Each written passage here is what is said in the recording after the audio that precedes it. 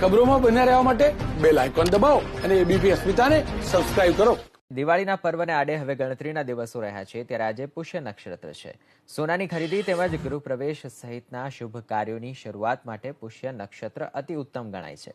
આજે પુષ્ય નક્ષત્રના દિવસે ગૃહપ્રવેશ સોનાની ખરીદીની સાથે કેટલાક લોકો શુભ કાર્યનો મંગલારંભ કરશે। આ વખતે 59 વર્ષ બાદ લક્ષ્મીનારાયણ યોગમાં પુષ્ય નક્ષત્ર આવી રહ્યું છે ત્યારે પુષ્ય નક્ષત્રમાં ખરીદી સ્થાયી સમૃદ્ધિ આપશે તેમ જ્યોતિષોનું માનવું છે। શનિવારે અને રવિવારે પુષ્ય નક્ષત્ર હોવાથી તે શનિ પુષ્ય અને રવિ પુષ્ય નક્ષત્ર પણ કહેવાય છે।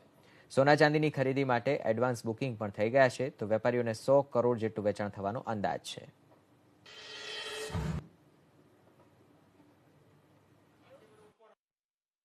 આજે છે પુષ્ય નક્ષત્ર અને પુષ્ય નક્ષત્રના દિવસે ચોપડા ખરીદીનું મહત્વ હોય છે।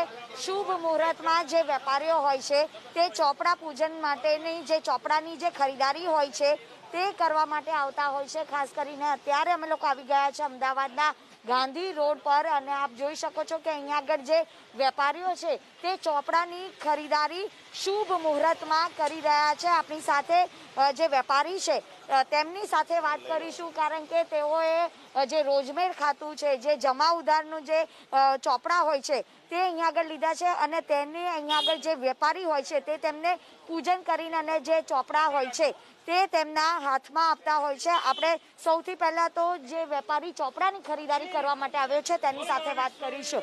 આજે તમે અહીંયા આગળ ખરીદારી કરવા માટે આવ્યા છો, ખાસ કરીને અત્યારની હાઈટેક ટેકનોલોજીના યુગમાં પણ અત્યારે ચોપડાનું મહત્વ જે વર્ષોથી આપણી પરંપરા આવી છે તે જાળવી રાખી છે, એના વિશે આપનું શું કહેવું? આપણી જે પરંપરા છે એ ઘણા સમયથી ચાલતી આવે છે અને આપણું જે ચોપડા પૂજન છે એનું બી ઘણું અનેરું મહત્વ છે। જે દિવાળીના સમયમાં આપણે જે ચોપડા પૂજન કરીએ છીએ અને જે વેપાર ઉદ્યોગ માટે જે ખૂબ જ જરૂરી છે। આજનો જે જમાનો છે ટેકનોલોજીકલ જમાનો છે, છતાં પણ આપણી જે પરંપરા જે ચાલતી આવી છે, જે ભગવાનનું સ્મરણ કરીને પૂજન કરીને આપણે નવા વર્ષની શરૂઆત કરીએ છીએ।